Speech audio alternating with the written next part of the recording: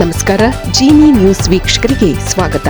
ಹಿಂದುತ್ವ ಪರ ಕಾರ್ಯಕರ್ತ ಹಾಗೂ ರೌಡಿ ಶೀಟರ್ ಸುಹಾಸ್ ಶೆಟ್ಟಿಯನ್ನು ದುಷ್ಕರ್ಮಿಗಳು ಹತ್ಯೆ ಮಾಡಿದ್ದಾರೆ. ಬಜ್ಪೆಯ ಕಿನ್ನಿ ಪದವಿನಲ್ಲಿ ಈ ಘಟನೆ ಸಂಭವಿಸಿದೆ. ಬಜ್ಪೆಯ ಸುಹಾಸ್ ಶೆಟ್ಟಿ ವಿರುದ್ಧ 2 ಕೊಲೆ ಪ್ರಕರಣಗಳು ಸೇರಿದಂತೆ 5 ಪ್ರಕರಣಗಳು ದಾಖಲಾಗಿದ್ದವು. ಹಾಗಾಗಿ ಸುಹಾಸ್ ಶೆಟ್ಟಿ ಅವರ ಹೆಸರನ್ನು ರೌಡಿ ಶೀಟರ್ ಪಟ್ಟಿಗೆ ಸೇರಿಸಲಾಗಿತ್ತು.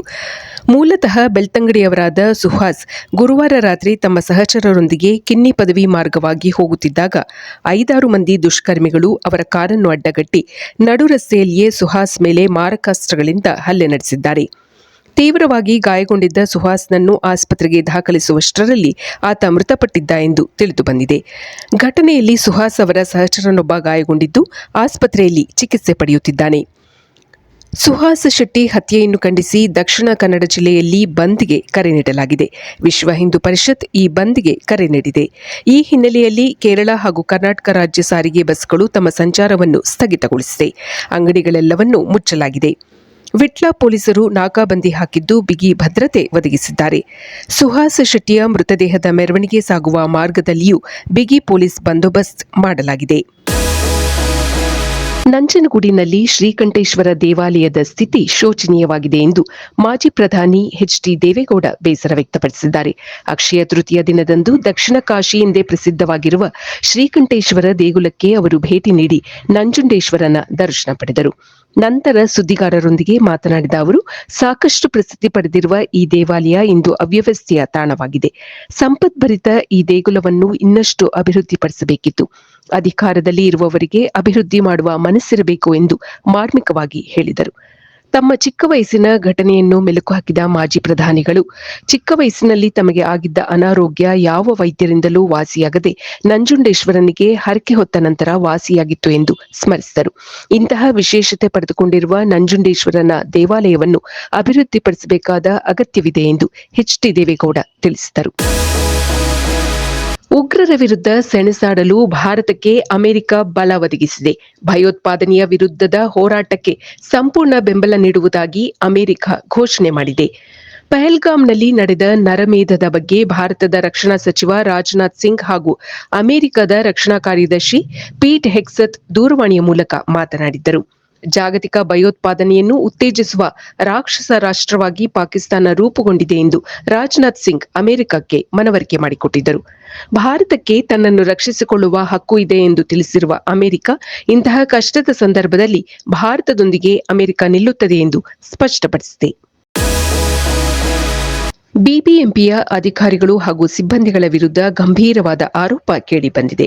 ಬಿಬಿಎಂಪಿಯಲ್ಲಿ ಇನ್ನೂ ಲಂಚದ ವಹಿವಾಟು ನಡೆಯುತ್ತಿದೆ ಎಂದು ಮೂಲಗಳು ತಿಳಿಸಿದೆ. ಸಾರ್ವಜನಿಕರು ತಮ್ಮ ಹಲವಾರು ವಿಷಯಗಳಿಗೆ ಸಂಬಂಧಿಸಿದಂತೆ ಬಿಬಿಎಂಪಿಯನ್ನು ಸಂಪರ್ಕ ಮಾಡುತ್ತಿರುತ್ತಾರೆ. ಅವರ ಕೆಲಸಗಳನ್ನು ಸುಸೂತ್ರವಾಗಿ ಮಾಡಿಕೊಡಲು ಬಿಬಿಎಂಪಿಯ ಕೆಲವು ಸಿಬ್ಬಂದಿಗಳು ಅವರ ಮುಂದೆ ಲಂಚದ ಬೇಡಿಕೆ ಇಟ್ಟಿರುವುದಾಗಿ ತಿಳಿದುಬಂದಿದೆ. ಹೊಸ ವ್ಯಾಪಾರವನ್ನು ಆರಂಭಿಸಲು ಬಯಸುವ ವ್ಯಾಪಾರಸ್ಥರಿಗೆ ಕಾರ್ಪೊರೇಷನ್ ಲೈಸೆನ್ಸ್ ಅಗತ್ಯವಿರುತ್ತದೆ. ಕಾರ್ಪೊರೇಷನ್ ಲೈಸೆನ್ಸ್ ಮಾಡಿಸಿಕೊಡುವುದಾಗಿ ತಿಳಿಸುವ ಸಿಬ್ಬಂದಿಗಳು ಅದಕ್ಕೆ ಇಂತಿಷ್ಟು ಹಣ ಖರ್ಚಾಗುತ್ತದೆ ಎಂದು ಲಂಚದ ಬೇಡಿಕೆ ಅವರ ಮುಂದಿಟ್ಟಿರುವುದಾಗಿ ವರದಿಯಾಗಿದೆ. ಇದು ಮುಂದುವರೆದು ಲೈಸೆನ್ಸ್ ರೆನ್ಯೂಗಳಿಗೂ ಲಂಚದ ಬೇಡಿಕೆ ಅನ್ವಯವಾಗುತ್ತದೆ ಎಂದು ಸಾರ್ವಜನಿಕರು ತಮ್ಮ ಅಳಲನ್ನು ತೋಡಿಕೊಂಡಿದ್ದಾರೆ. ಒಂದು ದಾಖಲೆ ಪಡೆಯಲು ಒಮ್ಮೊಮ್ಮೆ 50,000ವರೆಗೂ ಲಂಚ ನೀಡಬೇಕಾಗುತ್ತದೆ ಎಂದು ಸಾರ್ವಜನಿಕರು ಆರೋಪಿಸಿದ್ದಾರೆ. ಸೋಮವಾರದಂದು ಜೈಪುರದಲ್ಲಿ ನಡೆದ ಐಪಿಎಲ್ ಪಂದ್ಯದಲ್ಲಿ ವೈಭವ್ ಸೂರ್ಯವಂಶಿ ಎಲ್ಲರ ಗಮನ ಸೆಳೆದಿದ್ದಾರೆ. ಅವರ ಬಿರುಸಿನ ಆಟಕ್ಕೆ ಕ್ರಿಕೆಟ್ ಜಗತ್ತು ಮರುಳಾಗಿದೆ.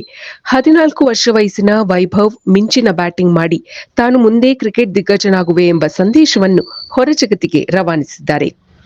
ವೈಭವ್ ಸೋಮವಾರದಂದು ಜೈಪುರದಲ್ಲಿ ಆಡಿದ ಅದ್ಭುತ ಬ್ಯಾಟಿಂಗ್ ಕ್ರಿಕೆಟ್ ದಿಗ್ಗಜ ಸಚಿನ್ ತೆಂಡೂಲ್ಕರ್ ಅವರನ್ನು ನೆನಪಿಸುವಂತಿತ್ತು. ಸಚಿನ್ ಅವರ ಬ್ಯಾಟಿಂಗ್ನಂತೆಯೇ ಇತ್ತು ವೈಭವ್ನ ಬ್ಯಾಟಿಂಗ್ ಸ್ಪೀಡ್. 36 ವರ್ಷದ ಹಿಂದೆ 16 ವರ್ಷದ ಸಚಿನ್ ಯಾವ ರೀತಿ ಪಾಕಿಸ್ತಾನದ ವೇಗದ ಸ್ಪಿನ್ನರ್ಗಳಾದ ಅಬ್ದುಲ್ ಖಾದಿರ್, ಇಮ್ರಾನ್ ಖಾನ್, ವಾಸಿಂ ಅಕ್ರಮ್ ಅವರ ಬಾಲ್ಗಳನ್ನು ಎದುರಿಸಿದ್ದರೋ ಅದೇ ರೀತಿ 14 ವರ್ಷದ ವೈಭವ್ ಟಿ20 ಕ್ರಿಕೆಟ್ ಸ್ಟಾರ್ ಸ್ಪಿನ್ನರ್ಗಳಾದ ರಶೀದ್ ಖಾನ್, ಇಶಾಂತ್ ಶರ್ಮಾ, ಮೊಹಮ್ಮದ್ ಸಿರಾಜ್ ಅವರ ವಿರುದ್ಧ ಸಿಕ್ಸರ್ಗಳನ್ನು ಬಾರಿಸಿ ಸುದ್ದಿಯಾಗಿದ್ದಾರೆ. ಎಡಗೈ ಬ್ಯಾಟರ್ ಆಗಿರುವ ವೈಭವ್ ಕಠಿಣ ಪರಿಶ್ರಮದಿಂದಾಗಿ ಇಂದು ಈ ದಾಖಲೆಯನ್ನು ಬರೆದಿದ್ದಾರೆ. ಬಿಹಾರದ ಸಮಸ್ತಿಪುರದ ವೈಭವ್ ರೈತ ಹಾಗೂ ಹಿಂದಿ ಪತ್ರಿಕೆಯೊಂದರ ಅರೆಕಾಲಿಕ ವರದಿಗಾರರಾಗಿರುವ ಸಂಜೀವ್ ಸೂರ್ಯವಂಶಿ ಅವರ ಪುತ್ರ. ಮಗನಿಗೆ ಕ್ರಿಕೆಟ್ ತರಬೇತಿ ಕೊಡಿಸಲು ಸಂಜೀವ್ ಅವರು ತಮ್ಮ ಕೃಷಿ ಭೂಮಿಯನ್ನೇ ಮಾರಿದ್ದಾರೆ. ಮಗ ವೈಭವ್ ಮಾಧ್ಯಮಗಳೊಂದಿಗೆ ಹೆಚ್ಚು ಮಾತನಾಡಿ ಕಳೆದು ಹೋಗದಂತೆ ಅವರು ಎಚ್ಚರಿಕೆ ವಹಿಸಿದ್ದಾರೆ. ವೈಭವ್ ಅವರ ತಾಯಿ ಮಗನ ಡಯಟ್ ಬಗ್ಗೆ ಸಂಪೂರ್ಣ ಗಮನ ಹರಿಸಿದ್ದಾರೆ. ಇದು ಈ ದಿನದ ಸುದ್ದಿಗಳು. ನಿರಂತರ ಸುದ್ದಿಗಳಿಗಾಗಿ ವೀಕ್ಷಿಸುತ್ತಿರಿ ಜೀನಿ ನ್ಯೂಸ್. ನಮಸ್ಕಾರ. ಇನ್ನಷ್ಟು ಬಿಸಿ ಬಿಸಿ ಸುದ್ದಿಗಳಿಗಾಗಿ ವೀಕ್ಷಿಸುತ್ತಿರಿ ಜೀನಿ ನ್ಯೂಸ್. ಇದು ರೀಲ್ ಅಲ್ಲ, ರಿಯಲ್ ನ್ಯೂಸ್. ಯಾರಿಗೂ ಹೆದರದ, ಯಾರಿಗೂ ಹೆದರಿಸದ ರಿಯಲ್ ನ್ಯೂಸ್, ಜೀನಿ ನ್ಯೂಸ್.